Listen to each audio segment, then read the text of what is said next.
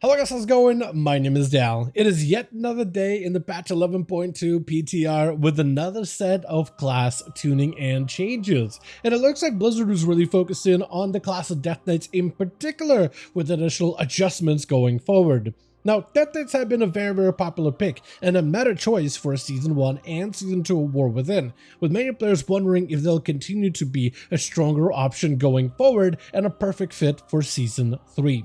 And potentially Death Knights could be, as they're getting a huge slew of changes, especially with this week in particular. Amid Unholy Death Knights getting crit scaling for many of their abilities, with crit generally being like a decent but not a great stat for them, not like haste or mastery, but crit apparently could be a really good stat going forward. And when it comes to Frost Death Knights, there's just buffs across the board, plus a lot of responses to community feedback, especially since they made Breath of Sindragosa an empowerment ability, similar to how Evokers have empowerment abilities. It just didn't really work out. So they're reverting it, but also changing the way that you would extend the ability going forward, plus trying to amplify all of the damage all across the board. So for today, I wanted to take a closer look at the myriad of different buffs that we've seen with the class of Death Knights in general over in the PTR, as they keep getting better and stronger than ever, and might potentially be a really good pick going forward. As always, if you guys want to keep up with regular class changes for the patch 11.2, be sure to follow the channel and subscribe, but otherwise, let's dive right in. So the first set of changes we can actually talk about are the hero talent changes, starting with the hero spec of the Deathbringer. For Deathbringer, they changed the way that this functions when it comes to its prime ability and its capstone. Normally, when you use the ability of Reaper's Mark, after it expires on a target, you get Exterminate, which transforms Reaper's Mark into ability where your next class skill, whether it's Obliterate or Morrowind, will grant these two scythes that will strike the target, one doing single target damage, one doing AoE. And previously, Exterminate for every single one of these scythes had the chance to reapply Reaper's Mark back up to the target. That is no longer the case, so they're trying to find a way to tune Reaper's Mark to make sure that Deathbringer on its own and Reaper's Mark ability, since it no longer has this variance of where it can be reapplied again, is tuned correctly. They're buffing the ability damage by 30%. However, I could see them buffing it further in the future because of the whole now lack of RNG that offers with Deathbringer to try to give it a little bit more overall value. However, also for Blood Death Knight, the capstone for Deathbringer for Blood and Frost has gotten changed a bit. Since it no longer can reapply Mark back on the target, it now needs a unique effect for each and every one of the specs. Previously for Blood Death Knight, every time you proc a Reaper's Mark, or a scythe rather, had a chance, a 25% chance to proc a dance and rune weapon. This is great if you got the good RNG and proc yourself rune weapons. This is bad when you didn't get a rune weapon. So because of this RNG, it created a lot of inconsistency for Blood Death Knight as Deathbringer, so they actually have adjusted it. So now when you do get a scythe striking another target, you now get a Bone Storm for 2 seconds instead. And don't get me wrong, Bone Storm is a pretty good ability, especially when it comes to AoE. And I think it's good that they at least change it to be another ability altogether, then it has a little bit more consistency. And you can actually see the Bone Storm appearing around my character for a short few seconds when it does proc. Bone Storm as an ability deals decent AoE damage. It also does a bit of healing every time it deals damage to enemy targets. It does have a soft cap to it, but technically it has it doesn't have a hard cap on AoE targets. It does have a cap on how much healing it can do for you, however. And it also has a bit of this interaction between spending and generating bone shield charges, which I actually don't really know if it does that. No, it does generate bone shield charges. Okay, so at least it does get some defensive value. I was having a hard time to figure out if this was working because I always had a max stacks of bone shield charges because I'm Morrowind, which generates your bone shield charges anyway, but it looks like it does at least give you some defensives. By itself, the damage of the ability isn't all that high, but at least it comes with some sort of a defensive bonus at the very least. And I think that's better than like a chance for a weapon to proc, which sometimes it just doesn't even proc.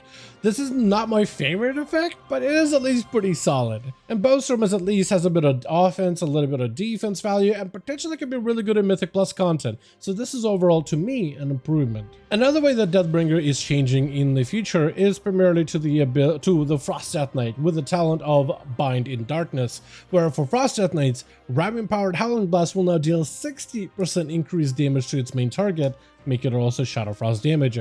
Previously, this buff was like 30% extra damage, and now it's 60%. And with the way that Death Knights are structured right now, Howling Blast has quite a number of talents that can synergize into it. So playing into a heavy Rhyme proc build for Howling Blast is now, I think, going to be a lot better. Whether you have Obliterations, which not necessarily buffing the output of Howling Blast, but you do have Howling Blades where you have additional frost damage on empowered Howling Blast. You have Cryogenic Chamber, which can fuel off of those procs of Howling Blast towards your next Remorseless. You have Rage of the Frozen Champion. You have Avalanche for additional damage, Icebreaker for raw damage increases, Everfrost, as well as North Winds, which causes it to cleave to additional targets and deal additional damage. So you do have a number of talents that can be synergetic, so possibly Frost Death Knights will become a Howling Blast Death Knight, looking for a bunch of procs in the future. But I guess really only time will tell. Then we also get some changes to Rider of the Apocalypse. Primarily, we got some Frost and Unholy adjustments regarding the tier sets and the Riders that you'll be able to invoke as either spec. Though before that, as a Frost Death Knight, Rider of the Apocalypse, since Frost Death Knights no longer have this Death and Decay cleave mechanic, instead now they just use Frost Sight to do AoE damage and Remorseless Winter, Morgraine still has a Death and Decay around him. But no longer you can no longer do the whole Death and Decay cleave thing that you could do with Rider. So they had to change Morgraine's Might for Frost Death Knights in particular. So now it's just a raw damage increase of 5% and 5% more crit. Solid change, solid upgrade, and it just makes Morgraine just a little bit more effective and useful for Frost Death Knights in particular. But for Frost Death Knights, their tier set is going to play around using Pillar of Frost to summon Trollbane, and then empowering Trollbane since he's going to be active a lot more often. So for Frost Death Knights in particular, they wanted to make sure Trollbane through the tier set is more effective, where now his Obliterates and Frost Scythes are now cast at 100% effectiveness to your Obliterates and Frost Scythes. So the harder you can hit with those, the harder he can hit with his, making him a little bit more effective as a pet or a companion that you'll get to summon a little bit more regularly because of Pillar of Frost. And for Unholy Death Knight, the Rider that you'll be focusing on specifically will be Whitemane, who is like the Unholy Rider. And they wanted to make sure that Whitemane's Death Coil and Epidemic damage has gotten buffed up. So now she casts Death Coil and Epidemic at 125% effectiveness alongside you when you cast either one of those abilities. And they wanted to make sure that Whitemane in general just deals a little bit more damage to make sure that this companion is a little bit more effective overall, which means an overall buff towards Rider, specifically through the tier set, but in a way it is a buff for that hero spec in particular. And then we got San Lan, which is primarily getting a defensive buff for Blood Death Knight in particular, and I actually like these kind of talent changes overall. San Lan on its own is great for building up haystacks with Blood Queen buff. It also, Vampiric Strike can technically heal Blood Death Knight, but not a lot of people look at San Lan as like a defensive hero talent. Like technically Deathbringer has some defensive value with things like Ruined Carved Blades and some damage reductions, but San Lan not so much. But they are trying to make it a little bit better for Blood Death Knights through the talent of Visceral Strength, which not only grants you strength whenever it comes to Scourge procs, which is cool, but now Blood Boil when it hits 2 or more targets, it now generates a charge of Bone Shield.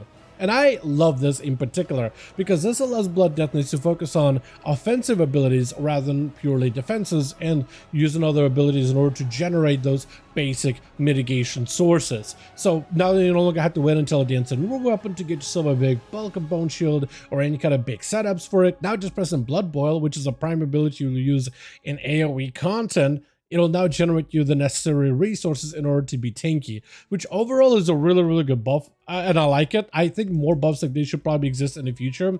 Just a big fan of this change altogether, and would like more stuff like this added for tanks, especially when it comes to some of the hero talents, or even offensive, like making purely offensive talents a little bit more defensive at the same time.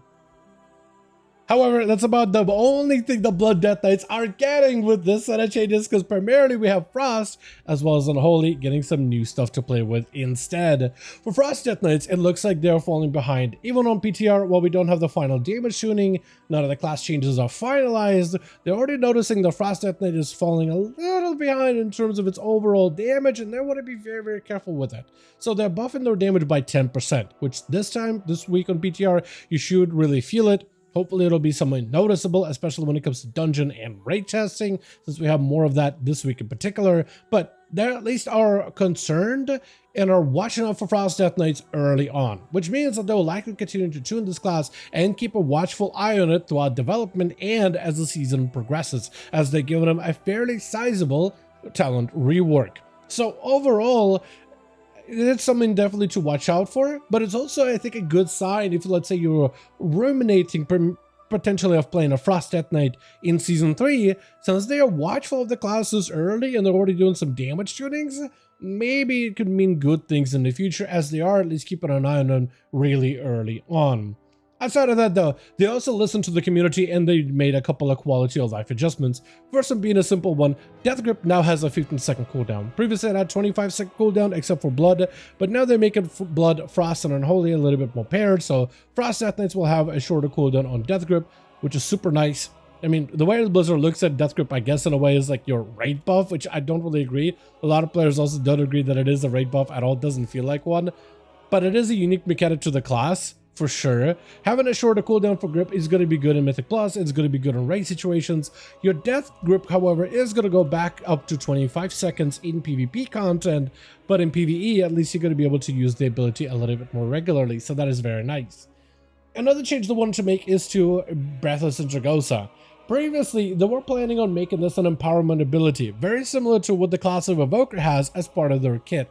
However, a lot of players felt that whole empowerment mechanic was delaying the ability and creating a bit of jank in the overall rotation of Frost Death Knight. So they brought Breath of Sindragosa back to, you press it, and it starts to breathe at the target, doing continuous frost damage at every second.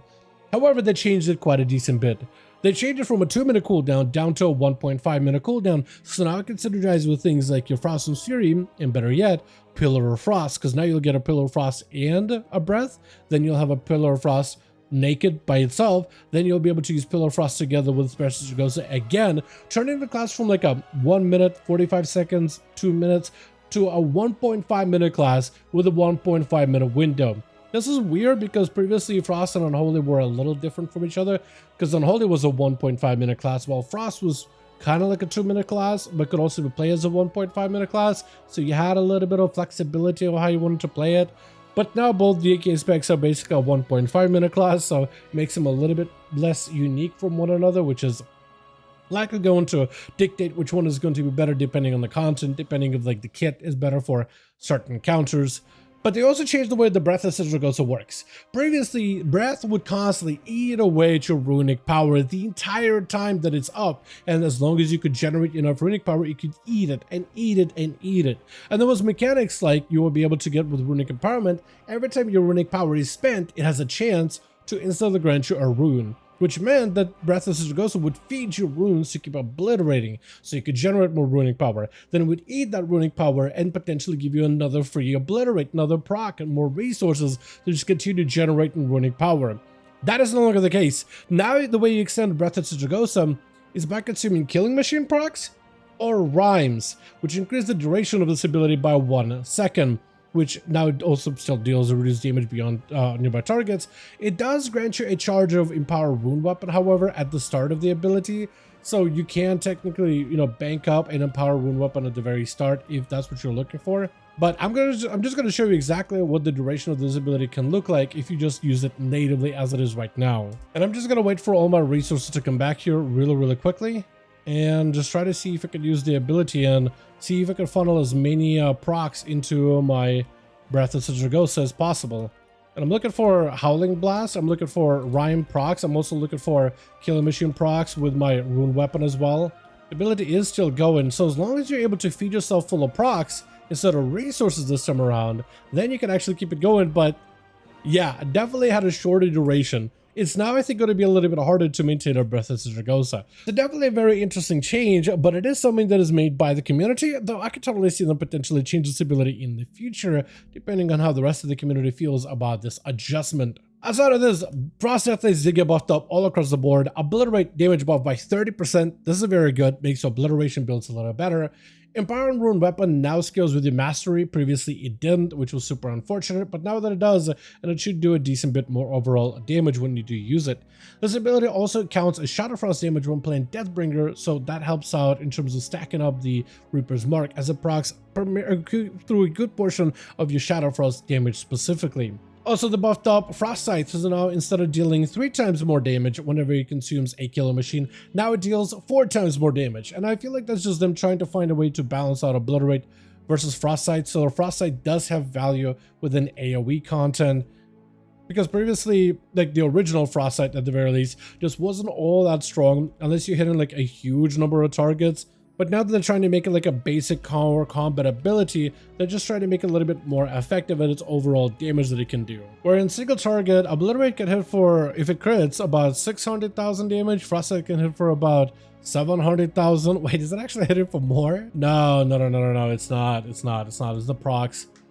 It's the procs. I forgot that Obliterate can literally consume 2 stacks of Killer Machine in order to deal additional crit damage instead. No, so it's about all even. Though another thing they also did apparently is gave Frostscythe a different animation now. Yeah, they did. Look at the scythe. Oh, look at the scythe. Previously it was the scythe of Argus, but now it is a scythe of from the Midsummer's Festival, isn't it? Yeah, it is definitely the frost scythe of Ahun or whatever it's called. It is, yeah, so they gave it a slightly different animation. That is pretty cool, and also a very, very noticeable type of change. Outside of this, we also have a number of updates for the spec of Unholy, such as the new mastery, or rather an updated mastery of Dreadblade. So they're experimenting with some crit damage scaling for Unholy Death Knight in particular, which is interesting. Mastery has been updated to now increase critical strike damage of your minions and diseases by 20%, scaling with your mastery. They're apparently scaling at a reduced amount. So your mastery primarily is going to buff the damage of minions and shadow abilities, but now there's going to be crit damage and crit scaling of diseases and minions. This is interesting. That is actually some huge crit scaling. Crit becomes a stat, as there's been a previous talents of Plague Mastery and Great Mastery that always had a little bit of this more crit damage scaling to it. One for minions and one for diseases. So now, Unholy Death Knight may be becoming a crit focus spec in the future, which is kind of interesting. Besides this, those are buffing abilities such as Epidemic. They're buffing that up by 30%, Death Coil damage buffed up by 35%, and even Festering Wound damage, that is being buffed up by 25%. So all of those shadow damage based abilities, disease type of abilities, caster spells, or caster type spells for Unholy are all receiving a fairly sizable buff, which is really, really good to see. Also, there was a couple of changes to the playstyle of Raise Abomination versus the ability of Legion of Souls. So Raise Abomination just transforms your army of dead to be, instead of a bunch of little undeads, into a big A-bomb that drops in for 30 seconds, spreading festering wounds and dealing significant bit of damage overall. He's like a stronger version of Army of the Dead. However, if you don't want to play a full army build, you could play Legion of Souls, which will deal 2.1 million shadow damage to enemies, applying 6 festering wounds over 12 seconds. So it's kind of like, if let's say you're playing a Death Knight more of like a army build, you're going to be playing Raise A-Bomb. If you're going to play more disease build, then you're most likely going to be playing Legion of Souls for additional festering wounds that you can apply to targets. It also grants you the effects of Death and Decay, primarily for AoE content. However, Legion of Souls replaces Raise Abomination, or rather it replaces your Army of the Dead, but it didn't really function like an Army of the Dead type of an ability. And there's a whole right-hand side of the talent tree that's primarily like army damage, but it wasn't really like impacting Legion of Souls at all. So they're doing something to try to make those talents a little bit better for the ability of Legion of Souls. Like the Commander of the Dead talent, not only it has the Dark Transformation, also empower Gargoyle, but also your Army of the Dead, or rather Legion of Souls as well, increasing their damage by 45%. So now you actually do want to use Dark Transformation and then Legion of Souls, and that will buff it directly. So if you're playing like a big clawing disease build, you'll still have your main pet for Dark Transformation. You can't get rid of your main goal at all as part of your playstyle, and now he can actually go back to buffing this shadow-based gameplay instead of like pet-based gameplay, which is pretty cool.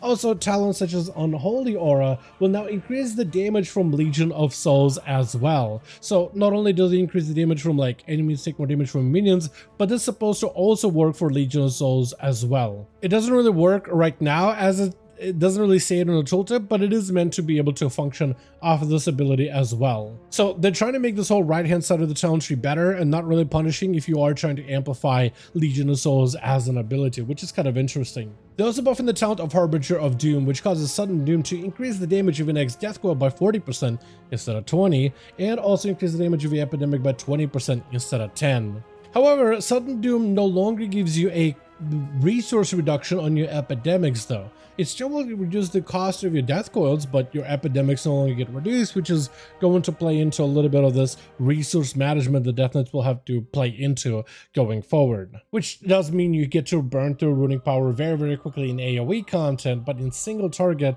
there's a little bit more play with death coils and how many of them you can output, specifically based on the procs of Sudden Doom.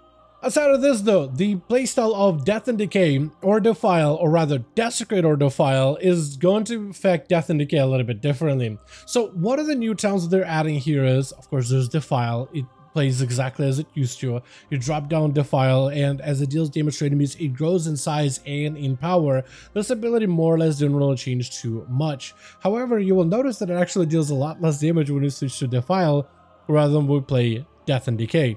They wanted to make sure that Death and Decay as an ability by itself can be better for Unholy, and also to make the ability of Desecrate better as well. However, if we now switch over to Desecrate, you'll notice that Death and Decay deals a lot more damage, actually a little bit more damage than the base and Defile.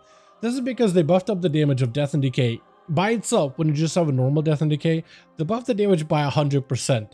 So it's not a crazy amount of damage, but it is significantly more damage than before. And now the new variation of Desecrate reads, Desecrate will cause Death and Decay to deal 100% more damage on top of it. So the baseline just raw damage of Death and Decay is not terrible. Death and Decay cooldown is also reduced by 10 seconds, and after you cast Death and Decay, it is replaced with Desecrate. By buffing the raw damage of Death and Decay, you also buffing the damage of Desecrate, because when you use Desecrate, it consumes Death and Decay, causing it to crush enemies within the Death and Decay, instantly dealing 100% of its remaining damage in a snap of a finger. On top of it, now the new version of Desecrate has an effect. Once you use it, it will actually apply Festering Wounds to enemies that don't have it, 1 to 2 Festering Wounds, or bursting them if they already have them. So if you have enemies that have a couple of Festering Wounds and you drop down Death and Decay and then use Desecrate, it'll actually pop those Festering Wounds by itself, causing Bursting Swords if you're talented into Bursting Swords, which is pretty interesting. This gives you a little bit more interactivity between some of your kit, some of your spells, and makes an easy of use of Death and Decay. A lot of the times the problem with Death and Decay is you'll drop it, well, let's say once your tank done grouping up a bunch of enemies in a dungeon, and then the tank will walk the enemies outside of your Death and Decay. So now with Desecrate, you can drop it, expunge it immediately, cause it to crush everything inside. It now deals more damage, and it will apply Festering Wounds or pop them immediately. So it will deal damage, has a shorter cooldown, so you can use it fairly regularly. The cooldown itself becomes a 50-second cooldown, which is kind of crazy, and if you're playing around with most menas, that reduces the cooldown by additional 5 seconds. So you have 15 seconds CD on Death and Decay that you can drop, crush the targets within, get resources, or pop resources instead. It's actually kind of a neat combination. While Defile in comparison will have naturally a 30-second CD, so Defile is something you want to drop down, let it simmer. You know that enemies are not going to walk away from it, and let it grow and grow and grow in damage. But if enemies are going to be constantly walking around, then Desecrate is there for that constant movement. But also, I like the interaction with your Festering Wounds. With Festering Wounds doing AoE damage, you have the talent of Bursting Swords that causes them to pop, dealing additional damage, plus cleave damage to nearby targets. However, Bursting Swords now has been hit with the curse of a target cap, 7 nearby targets maximum. So Death Knights Unholy in particular thrive in large AoE situations. You drop diseases on everybody, and then you pop Epidemic, which deals damage to every target with the disease. The closer they are together, the more damage they do to one another. And if, let's say, you have a bunch of these Festering Wounds that you can spread everywhere, like with the ability to Death and Decay, or if you just spread them naturally through abilities or procs or things like that, then with Bursting Swords that also expose for additional damage while you have a Death and Decay, and you're cleaving with AoE while the Death and Decay is active, popping all those swords, enemies are diseased, epidemics flaring up, that all does a lot of damage. But now Bursting Swords only has a 7 target cap, which is unfortunate. It means that your AoE damage to some degree has been hit with a bit of a limit. You still can do this crazy scaling damage of Epidemic, but now it looks like they're putting a bit of a cap on their AoE output, which is very, very unfortunate to see. Though while they're capping the damage of Bursting Swords, they are trying to make the minion build a little bit better. As we talked about before, Death Knights are looking like they're going to be playing into a disease shadow damage build. or minion build instead. And when you're playing into minions like Apocalypse and then summoning Mages of the Dead and empowering them with menacing mages, those mages will cast Shadow Bolt volleys at 8 nearby targets instead of 4 nearby targets. So while they're capping the AoE damage of this disease playstyle, they're actually expanding the AoE of the minion damage in particular. So it's interesting. I think they're just trying to find a middle ground and try to way to balance diseases versus minions versus undead armies, and that's probably what this whole change is all about. Buffing this, but nerfing bursting swords to try to see if they can find some equilibrium between the two. Earlier in the video, we were talking about how Death Knight Mastery now has a bit of this crit damage scaling, and it looks like there's other aspects of this playstyle of crit damage scaling they've baked into the game natively as well. Like the playstyle or the ability of Scourge Strike by itself now has critical strike damage bonus, where critical strikes cause festering wounds to burst for 20% increased damage. So as you're applying festering wounds on a target, you have a bunch of these festering wounds on them, and as you use the ability of Scourge Strike, if it crits, those festering wounds also hit a little bit harder. Like there, they actually hit a little harder. I got a crit of 194. That means the bursting swords and the festering wound crit for, or maybe just hit harder of 271 potentially, or maybe it crit. It doesn't necessarily say that it's also crits, it just says it hits harder, but it can on its own crit as well. So I guess the ideal situation would be for you to be able to get crits for both of these abilities, but it's interesting how they're doing even more crit scaling as well. Speaking of crit scaling, Plague Mastery that allows your diseases to have some critical strike damage value. Apparently, it says that festering wounds now count as a disease in a way, or at least should be able to count as an effect that can benefit from Plague Mastery. So when you're buffing the damage of those festering wounds and the damage of bursting swords, if it crits, that could deal additional damage. Same thing goes for Grave Mastery. Normally just says critical strike damage of your minions increased by 50%. For most players, they think every minion that you summon is going to be able to get this benefit, like your primary undead, but any other summon. But apparently Gargoyle wasn't part of this, but now it can gain this effect. But also it turns out that the ability of Legion of Souls also counts as a minion in a way, as Legion of Souls benefits from Grave Mastery crit scaling, which is super unusual because I felt like Legion of Souls was more or less like shadowy disease type of ability, while Raise Abomination was more of this like pet that you will be able to empower. But apparently Legion of Souls will benefit from Grave Mastery over Plague Mastery instead, which is a little bit awkward, though I could see them potentially make changes with this in the future. But Unholy Death Knights in general are getting a lot more crit scaling, which is super unusual, but I'm not against it. I actually think it's interesting when they add new ways for certain stats to be better for one spec or another. Maybe stats that you don't normally utilize, but now there's a bit more of a reason as to why you may want to at least consider them going forward.